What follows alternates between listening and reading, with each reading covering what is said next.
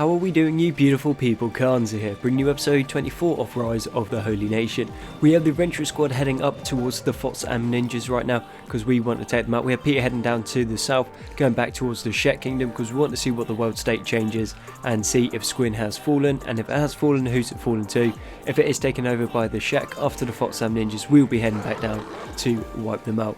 We've had to go up through Okran's Valley for the simple reason that the pathing in the area was messing up.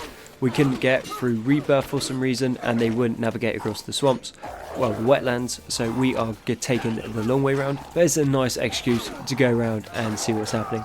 But yet, Squin seems to be held by the Shek. There isn't nearly as many of them as there was before, but there is just the stragglers left, so we're going to need to take them out. We also found another one of these medical trainers who is going to have a made to longsword. These longswords are super overpowered. They do plus 100% to humans and then plus 200 to robots and animals, and they have like 3.3 cut damage, which is insane amounts of damage you can kick out. So we're going to take them down, take that back. They are super tough, they have crazy good equipment. Their stats aren't amazing, but they're decent enough. But yeah, it is a very, very good sword. So we're just going to get rid of the plank because the plank is now pretty much going to be useless. But just the damage this thing kicks off against 100 Guardians, and now we're fighting Invincibles and still just absolutely hacking through them. Yeah, they don't have any armor because we took it off because we're smart little cookies. But it is still some serious damage. Considering their toughness is up in like the 80s, to be able to kick out the amount of damage we are is pretty impressive. But this will be the last of the Shek. We've gone around, we've taken all the medikits off everyone that we can. If we see anyone try and heal them, we'll go in and kill them off as well. And if we get super duper lucky, hopefully some slave traders will come through and just kidnap all of the Shek, and then the town really has nowhere to turn. But I thought it would have fallen in as Esther did get taken out. As we had to go through Okran's Valley, we're going to have to pass over the mountains. There is a little cut through here. It's guarded by some weak beak-thing ogres, which aren't really anything too impressive. But we have found the Fotsam village now, so this is just going to be about just running in and stabbing everything in the face until they don't get back up. Seeing as we've just managed to take out Squin, I think this should fall quite quickly. They are running a lot of cut damage, and they're going to be running Ninja Blade, so they're going to have super good dexterity and very quick attack speed. But thankfully we are rocking pretty much all specialist and masterwork armor right now, and it is only our arms that will be exposed. The rest of that damage is going to do sweet all against us. But yeah, there isn't really all that many of them. They're going down in 1 or 2 hits, and now the rest of the team's aggroed in. We are going to be able to carve through them. The only thing we will need to be careful of is Midnight and Dexter getting slaughtered by those harpoons, because they wreak havoc on our animals.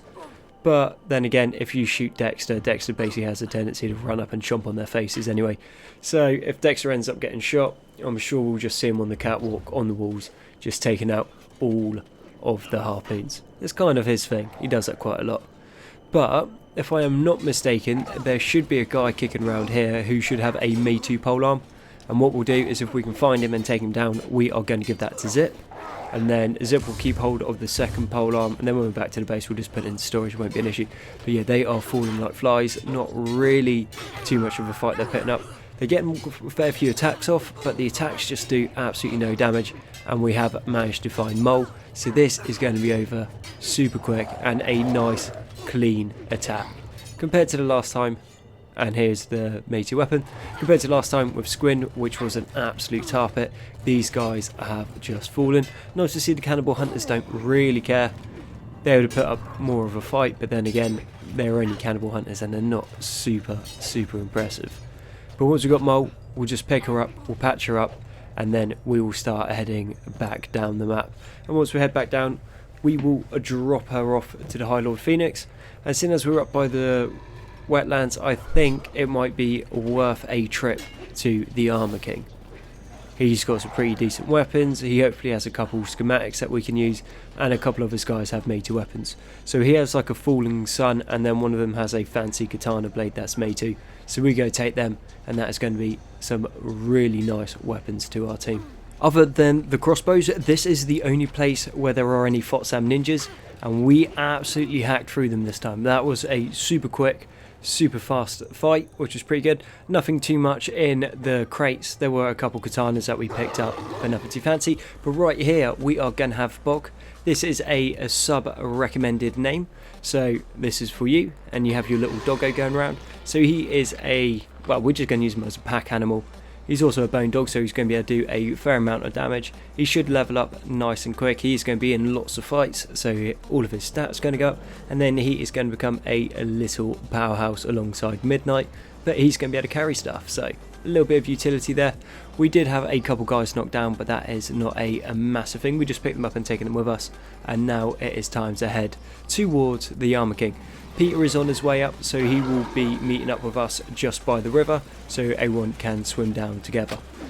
First lot of cannibals were seen up in this area, and I mean, at the start of the game, cannibals are terrifying. Really dangerous, because you mess up against cannibals, your guy's dead pretty much, because they just kidnap you, chop you up, all of that fun stuff.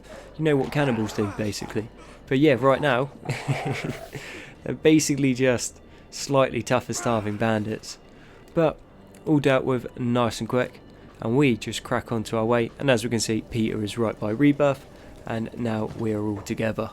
Going to move the Mei-2 katana from Peter onto Luna. I think she deserves it. She's been with us since pretty much the start.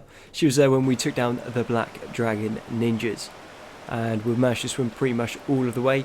We had to take Dexter with us, well, pick him up, because he was just not quite playing ball when he was trying to get across. But once we get in, we're going to get inside, because most of our guys are using katanas, which, yeah, not great against robots, but some of the katanas are, and they're using a fair few heavy weapons, and we are just going to get to all of the killing. So we've got the Armor King. He's going to be pretty tough to take down in his masterwork gear, but then the other guys are just going to melt. They do have pretty decent stats, and actually, funnily enough, Luna just went down, which I was not expecting. I was expecting Luna to put up more of a fight than that. But Dexter is on the Armor King, so it is just a matter of time. And the guy right in front of us, he has that fancy katana, that Mei-2 one. So we're going to go pick up. Let's find out what it is.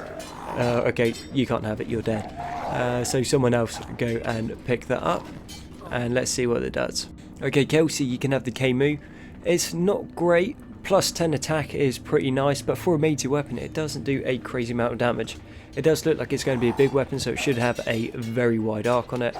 As expected, doesn't do too much against robots, and it also does an extra 10% cut because of the Mei-2 buff on it, which is, you know, decent. I'd rather have 10% buff than 10% negative, so let's rock on with that. Armor King is putting up about as much of a fight as we thought he would.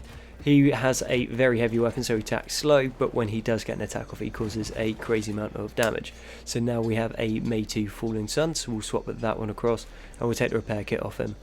We're not too bothered about his masterwork kit. We can produce our own masterwork stuff, and we are not really using the samurai things.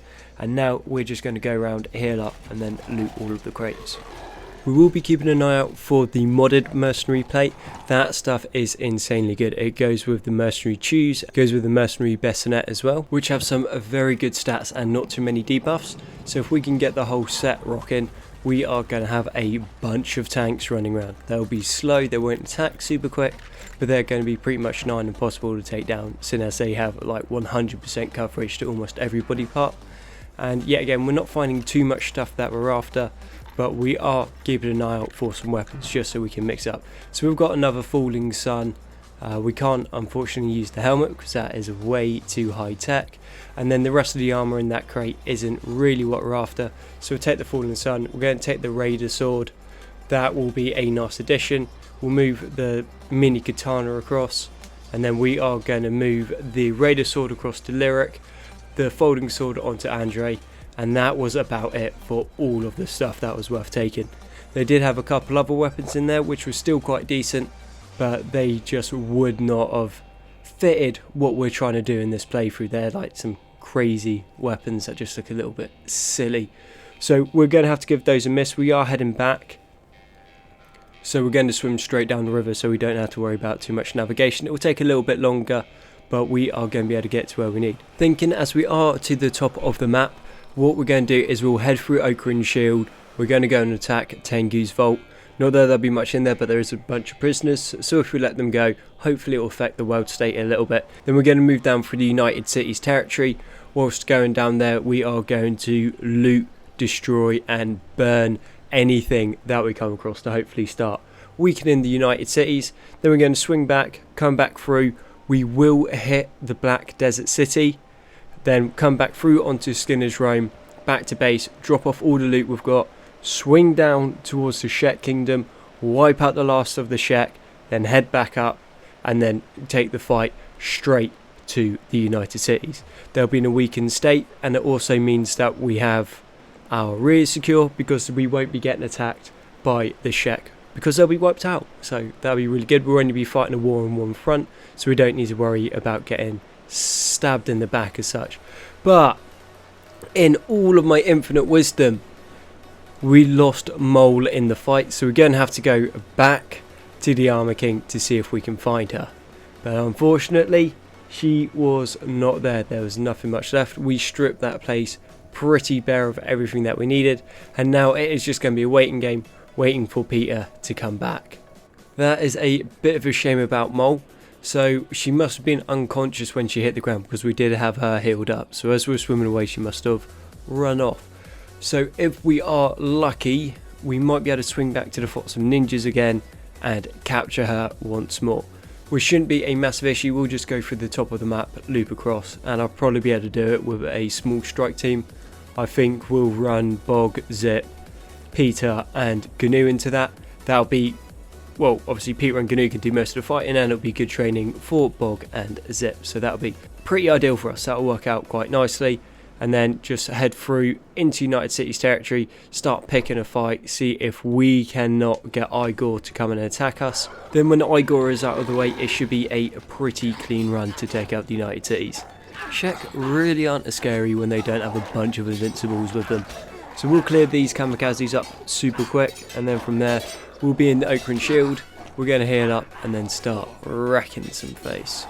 We have made it into Okran Shield. They do have a hospital in there. It doesn't have too many beds, unfortunately, but I do believe there is 5 beds in there, so that will be enough to get a bunch of our guys healing up at one time, and then we'll just circle out our guys so everyone is healed up, and then we will be ready to move across to attack Tengu's Vault. Unfortunately, this is going to have to be a shorter episode today, so thank you very much for watching episode 24 of Rise of the Holy Nation. All your likes, comments, sub support have been amazing. You guys are awesome, and I'll catch you on the next one.